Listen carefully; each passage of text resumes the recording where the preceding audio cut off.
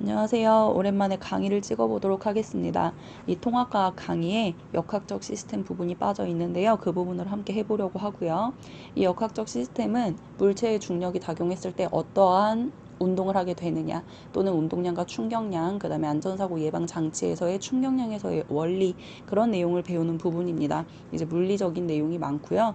근데 그러한 내용을 하기 전에 여러분들이 물리적으로 몇 가지 개념을 알고 계셔야 뭐 자유낙하 운동이나 수평으로 던져진 물체의 운동이나 이런 것들을 해석할 때 좀 더 적용을 잘하고 좀 더 쉽게 이해를 할 수 있거든요.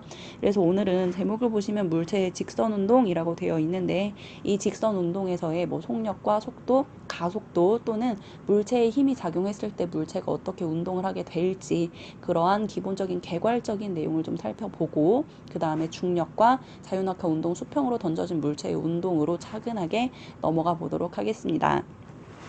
자, 먼저 제목 보시면 물체의 직선운동이라고 되어 있거든요. 여기서 우리는 직선운동의 개념을 살펴보도록 합시다.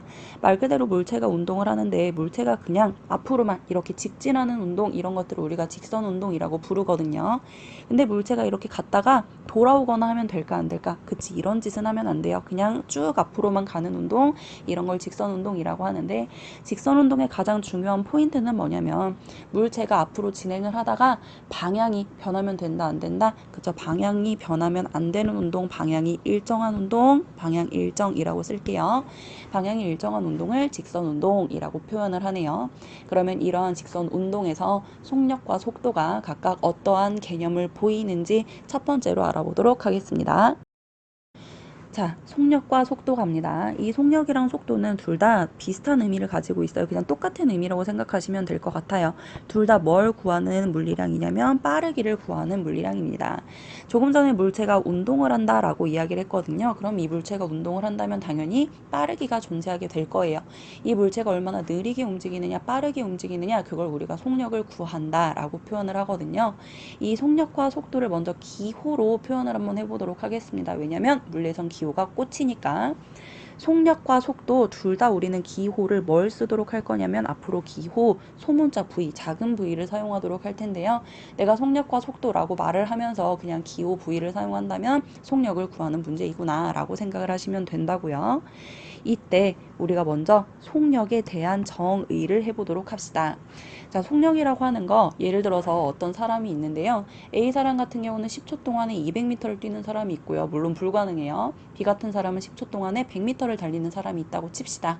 그럼 당연히 어떤 사람이 더 빠르냐면 10초 동안에 200m를 달린 사람이 훨씬 빠를 거거든요. 여러분들 모두 다 아십니다. 그럼 이때 그 빠르다라고 했을 때 이가 얼마만큼의 빠르기로 달렸느냐, 그걸 구하는 것을 속력이라고 부르는데요. 이 속력 같은 경우는 중요한 개념이 뭐냐면, 최종적으로 얼마나 많이 이동을 했느냐, 이동한 거리를 구하는 작업을 속력을 구한다라고 부릅니다. 그런데 내가 A 사람과 B 사람에게 이해를 들 때 200m를 달렸어요, 100m를 달렸어요, 이렇게 예를 들었는데 조건이 있었어요. 그때 조건이 뭐였냐면 10초 동안이라는 조건이 있었거든요. 속력을 구할 때 기본으로 어떠한 기준이 필요합니다. 그 기준을 우리는 시간이라고 표현하는데, 좀 더 명확하게 기준 시간이라고 해서 우리는 단위 시간이라는 표현을 쓸게요. 그래서 속력을 정의하면 단위 시간 동안에 얼마만큼 이동했지? 라고 해서 단위 시간 동안의 이동 거리라고 부르는데요. 이때 단위 시간이라고 하는 거 우리는 다른 말로 기준 시간 또는 표준 시간이라고도 표현할 수 있고요. 물체의 운동을 다룰 때 기준 시간은 항상 얼마를 의미하냐면 1초, 1분, 1시간 중에 우리는 1초라고 생각하도록 하겠습니다. 여기에서 S라고 하는 건 초를 영어로 표현을 한 거고요. 세크의 약자입니다. 그래서 앞으로는 1초, 2초, 3초라고 한다면 그냥 1S라고 표현을 하도록 할게요. 그리고 여러분들이 이 속력을 구하는 공식의 경우는 모두 다 알고 계시던데요. 거속시라고 많이들 표현하시잖아요. 이 속력 구하는 공식도 한번 표현을 해볼 텐데, 속력은 분수의 형태를 하고 있고요. 이렇게 분수의 형태를 하고 있을 때 우리가 공식을 만들 때는 항상 분수 아래편에 기준을 작성하시면 돼요. 그 기준에 대하여 위쪽에서 우리가 구하고자 하는 걸 대입을 해주시면 되거든요. 먼저 속력의 정의에 나와 있는 것, 시간과 이동한 거리가 나와 있는데 기준은 시간이라고 했으니까 속력의 아래쪽에다가 시간을 대입하시면 되고, 이 정해진 시간 동안에 얼마만큼 이동했지, 거리를 위쪽에다가 올려주시면 된다고요. 바로 이게 속력의 공식입니다. 그리고 우리는 공식이 나왔으니 이걸 기호로 표현을 해볼 텐데요. 우리가 속력은 아까 기호 작은 v 사용하기로 했고, 그 다음에 시간은 t 사용하시면 됩니다. 시간을 영어로 하시면 t예요. 그 다음에 거리 같은 경우는 대문자 s를 많이 사용하니까 대문자 s를 대입을 하도록 할 거고요. 여러분들이 공식 같은 경우 당연히 시간분의 거리라고 외워주셔야 하고, 뭐 표현을 하실 때는 기호로 표현을 하셔도 상관없습니다. 자, 그리고 단위를 알아보도록 할게요. 여러분들이 이번 단원에서는 단위 사용을 잘 하셔야 할 것 같은데요. 단위도 여기에 적혀 있는 이 아이들을 그대로 나눈다라고 생각을 하시면 되거든요. 거리의 단위는 미터를 사용하고요. 거리의 단위 미터야. 그 다음에 시간의 단위는 우리가 아까 초를 사용하겠다고 했거든. 그래서 미터 나누기 초를 하는데 미터 나누기 초를 분수의 형태로 쓰면 예쁘지 않기 때문에 우리는 미터, 퍼, 세크 이렇게 옆으로 나열을 해주시면 됩니다. 이게 바로 속력의 단위입니다. 자, 이렇게 하시면 속력이 끝났고요. 그 다음에 속도를 볼게요. 이 속도도 속력과 굉장히 속도라고 써야 되는데 이 속도도 속력과 굉장히 비슷한 개념인데요. 얘도 결정적으로 빠르기를 구하는 건 맞아요. 근데 속도를 구하기 위해서는 이제 변위라는 개념이 사실 필요하기는 한데 이 변이라는 개념은 여러분들이 물리학 1에서 배우는 내용이기 때문에 여기에선 언급하지 않도록 할게요. 그냥 우리는 직선 운동이기 때문에 속력과 속도를 같은 개념이다 라고 생각을 하셔도 상관없는데 단지 차이점이 있어요. 이 속도 같은 경우는 속력에다가 이것을 함께 표현한 걸 속도라고 부릅니다. 이것이 바로 뭐냐면 방향이에요. 어떤 물체가 움직이는데 이 물체가 오른쪽으로 움직였다 또는 왼쪽으로 움직였다 위쪽 아래쪽으로 움직였다 이런 방향을 함께 표현해야 하는 게 바로 속도입니다. 그래서 어떤 물체가 뭐 3m/s로 오른쪽으로 움직였습니다 이런 식으로 화살표를 표현을 한다거나 또는 어떤 물체가 3m/s로 동쪽으로 움직였습니다 이런 식으로 동서남북 또는 화살표로 방향을 표현하는 것이 속도의 개념이구나 라고 파악을 하시면 되는데요. 그냥 참고적으로 알려드리는데 우리가 속도에서 방향을 표현할 때 동서남북 또는 위쪽 아래쪽 뭐 왼쪽 오른쪽 화살표를 사용하셔도 되나 우리는 플러스 마이너스라는 기호로 방향을 표현할 수도 있습니다. 보통 물리학자 또는 과학자들은 플러스 같은 경우를 오른쪽 방향으로 많이 사용을 해요. 그리고 마이너스를 반대 방향 또는 뭐 왼쪽 방향 이럴 때 마이너스를 많이 사용하거든요. 그래서 어떤 물체가 예를 들어서 뭐 왼쪽 방향으로 2m/s로 움직이고 있어요 라고 한다면 왼쪽이기 때문에 마이너스 2m/s 이렇게 작성을 하고요. 왼쪽이구나 라고 뭐 간단하게 표현을 할 수 있다고요. 그래서 여러분들이 플러스와 마이너스는 방향에 활용할 수 있구나 라는 것만 참고적으로 기억하시면 될 것 같습니다. 자, 그 다음에 두 번째로 여러분들이 알았으면 좋겠는 물리량이 뭐냐면 바로 가속도라고 하는 개념입니다. 이 가속도 같은 경우는 우리가 기호 A를 사용하도록 해보겠습니다. 먼저 가속도의 정의를 해보려고 하는데요. 가속도의 가짜는 여러분들이 모두 다 아시다시피 더할 가짜를 사용해요. 그래서 여러분들은 가속도가 뭐예요? 라고 물어보면 속도가 증가하는 거예요 라고 말하는 친구들이 제일 많고요. 다들 그렇게 많이들 알고 계십니다. 물론 정확히 알고 계신 분들도 계세요. 이때 이 가속도 같은 경우는 여러분들이 좀 더 명확하게 표현할 필요가 있는데요. 속도가 증가하는 경우만 의미하는 건 아니에요. 가속도는 앞으로 우리가 속도 변화 라고 정의하도록 하겠습니다. 속도 변화 같은 경우는 속도가 증가하는 경우만 다루는 것이 아니라 속도가 감소하는 경우도 다루는 거거든요. 그래서 속도가 증가하면 가속도가 있다. 속도가 감소해도 가속도가 있다 라고 표현을 하자고요. 그래서 우리는 앞으로 가속도를 네 글자로 속도 변화라고 표현을 할 테니 속도 변화, 가속도, 가속도, 속도 변화 이렇게 세트로 기억을 하시면 좋을 것 같습니다. 그래서 우리가 가속도를 정의를 할게요. 가속도라고 하는 건 속도 변화라고 했으니까 최종적으로 속도가 얼마만큼 변했지? 속도 변화량을 구하는 것을 가속도라고 부르네요. 근데 이때도 이 속도가 변할 때 당연히 필요한 것이 있어. 그게 바로 뭐냐면 기준입니다. 정해진 기준 동안에 속도가 변했는데 얼마큼 많이 변했느냐? 그걸 구하는 것을 가속도라고 부르고요. 이 가속도도 마찬가지로 단위 시간 동안의 변환 속도의 변화량을 찾아주는 것이 가속도라는 개념입니다. 그래서 이 가속도도 마찬가지로 우리가 식으로 한번 표현을 해볼게요. 가속도 같은 경우도 분수로 표현을 할 수가 있고요.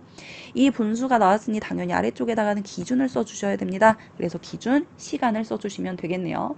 그리고 이 가속도를 구할 때도 마찬가지로 우리는 기준 시간에 대하여 속도 변화량을 구하는 것이기 때문에 당연히 기준 시간은 1초일 거예요. 그다음에 이 가속도는 이 정해진 시간 동안에 뭘 구하는 거냐면 속도의 변화량을 구하자라고 했으니까 위쪽에다가 궁금한 물리량, 속도 변화량을 대입하시면 되겠네요. 이게 바로 가속도를 구하는 공식입니다. 그리고 여기에서 여러분들이 변화량이라는 개념을 좀 아셨으면 좋겠는데요. 뭐 수학에서는 변화량 또는 증가량 또는 감소량 이런 식으로도 표현을 하잖아요.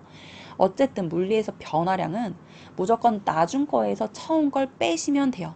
변화를 했잖아. 그러면 처음 순간이 있을 거고 나중 순간이 있을 거 아니에요. 이때 변화량은 무조건 나중 거에서 처음 걸 뺀다는 거 기억하셨으면 좋겠고요. 그래서 우리가 속도 변화량을 다시 한번 표현을 하자면 시간분의 나중 속도 빼기 처음 속도 이렇게 구하시면 된다고요.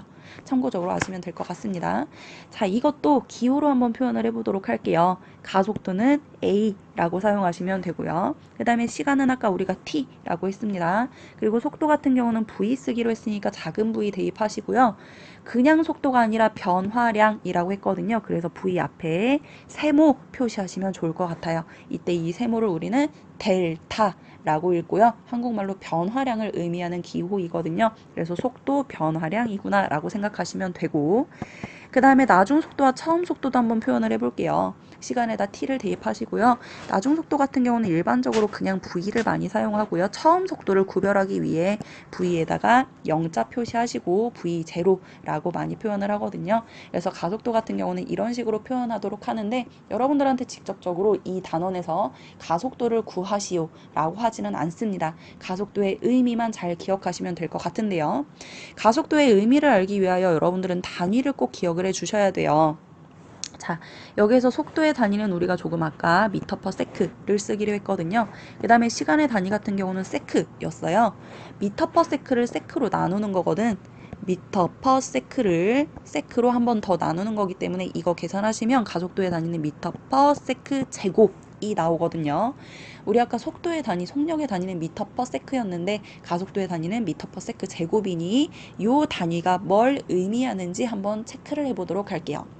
우리가 조금 전에 속력의 단위에서는 미터 퍼 세크라고 해서 예를 들어서 2미터 퍼 세크가 있다고 치고요. 가속도에서는 2미터 퍼 세크 제곱이 있다고 칩시다. 각각 의미가 다른데요. 속력에서는 1초당 거리를 2미터만큼 갔다라는 의미예요. 하지만 가속도 같은 경우는 이 2m per 세크 제곱을 2m per 세크 곱하기 세크 이렇게 쓸 수가 있는데 얘는 뭘 의미하냐면 1초당 속력이 2m per 세크만큼씩 변한다 라는 소리입니다. 속력은 거리가 2m씩 변하는 거고요. 가속도는 초당 속력이 2m per 세크씩 변하니까 이 의미만 좀 기억을 하시면 될 것 같다고요. 그러면 우리가 자유낙하 운동이랑 수평으로 던져진 물체의 운동의 속도 변화를 계산하실 때 의미를 파악하실 때 좀 더 쉽게 이해하실 수 있거든. 어쨌든 가속도에서 제일 중요한 건 뭐냐면 속도 변화를 가속도라고 하는구나. 이 의미를 기억하시는 게 제일 중요할 것 같습니다. 가속도까지 했으니까 이제 그 다음 개념은 뭐냐면 힘이라는 개념이 나와요. 이 힘이 물체에 작용을 하느냐 작용하지 않느냐에 따라서 물체에 엄청나게 중요한 영향을 주거든요. 그리고 그게 곧 수평으로 던져진 물체의 운동에 직결합니다. 그래서 물체의 힘이 작용하느냐 작용하지 않느냐를 우리가 좀 구별을 해서 어떠한 운동을 하게 되는지를 먼저 살펴보고 적용을 하면 좋을 것 같은데요. 힘을 먼저 정의를 해보도록 할게요. 힘이라는 거 뭐 어떤 방향으로 작용해요, 얼마만큼의 크기로 작용해요, 어디에 작용해요. 여러분들이 힘의 요소 같은 경우는 14세, 15세, 16세 때 한 번쯤 훑고 오셨을 텐데요.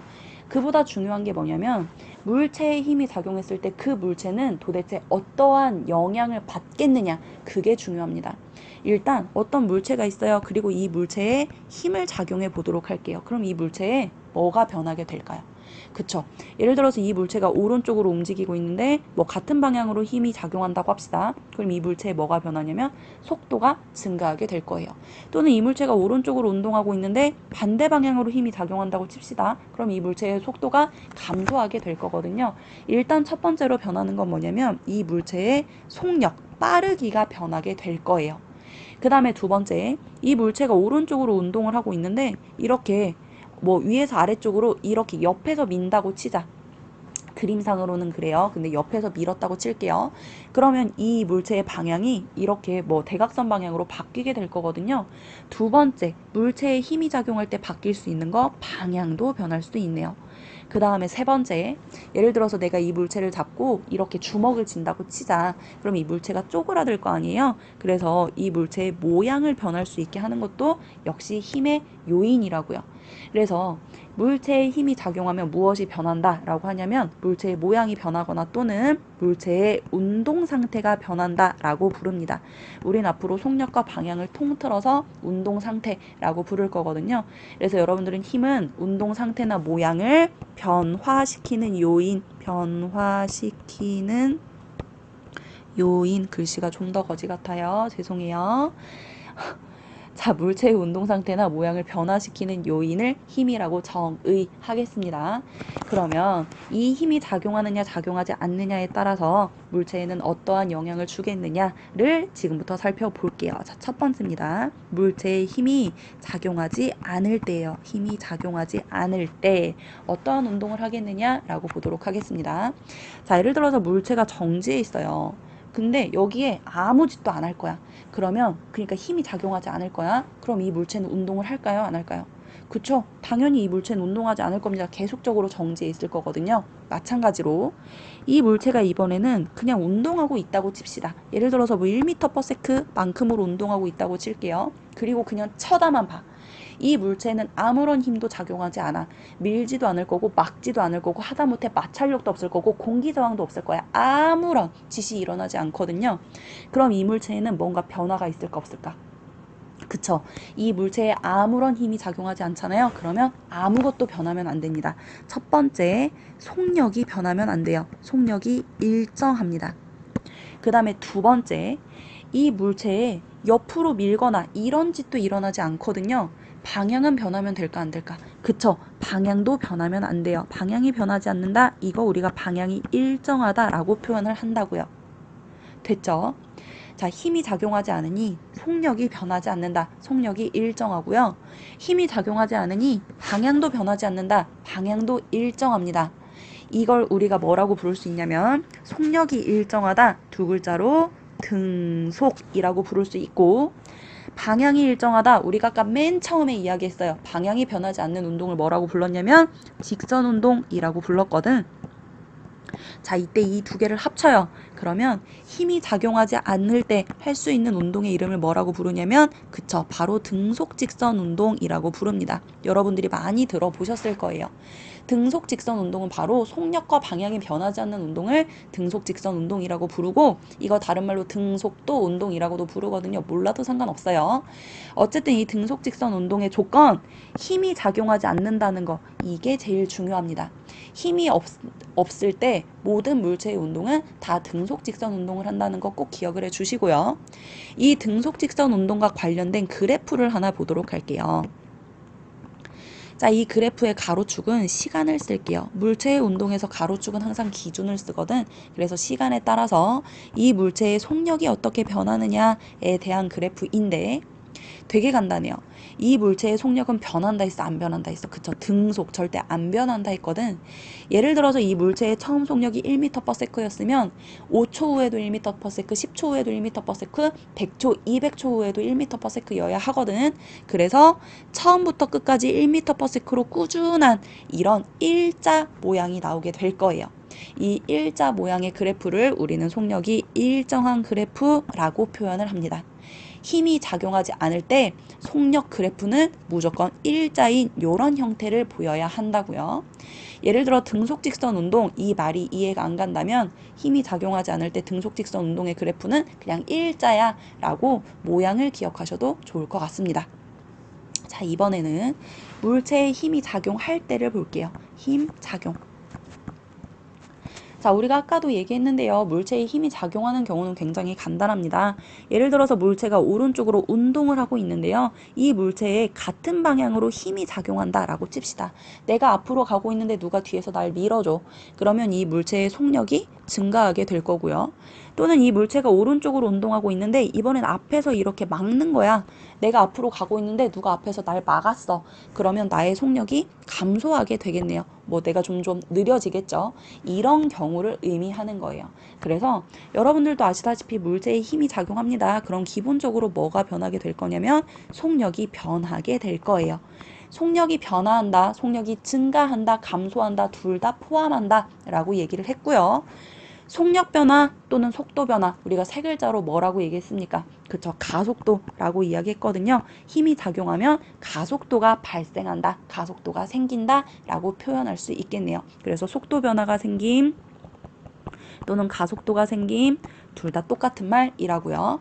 근데 여기에서 끝이 아니에요. 이 물체에 힘이 작용하는데 옆에서 이렇게 작용한다 치자. 그럼 뭐도 변할 수 있다고 했어요. 그쵸, 물체에 힘이 작용하면 방향도 변할 수 있다라고 했거든요. 방향 변화. 그래서 물체에 힘이 작용하는 경우 속력이 변하는 운동을 합니다. 또는 가속도가 있는 운동을 합니다. 또는 방향이 변하는 운동을 합니다. 이런 식으로 여러분들이 이야기를 하시면 될 것 같은데요.